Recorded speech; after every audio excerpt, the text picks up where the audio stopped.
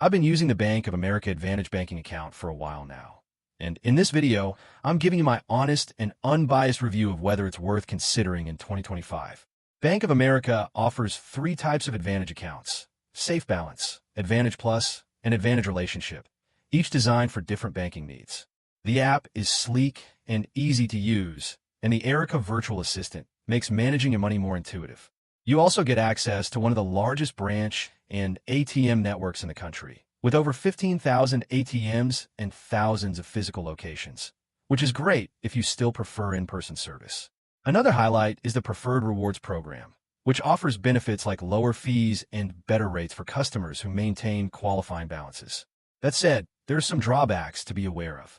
All three account types come with monthly maintenance fees, ranging from about $4.95 up to $25. And while there are ways to waive them, the conditions aren't always easy to meet for everyone. Also, the interest rates on even their premium checking accounts are quite low compared to what some online banks offer. Overdraft fees are another concern. Although Bank of America does provide overdraft protection if you opt in and link another account, it's still possible to be hit with fees if you're not careful. And unlike more modern fintech options, Bank of America isn't as flexible or fee transparent unless you're part of their higher-tier customer segments.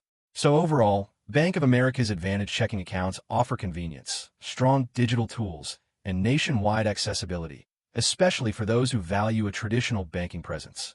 But for people looking for high interest, zero fees, or more modern features, there may be better options elsewhere.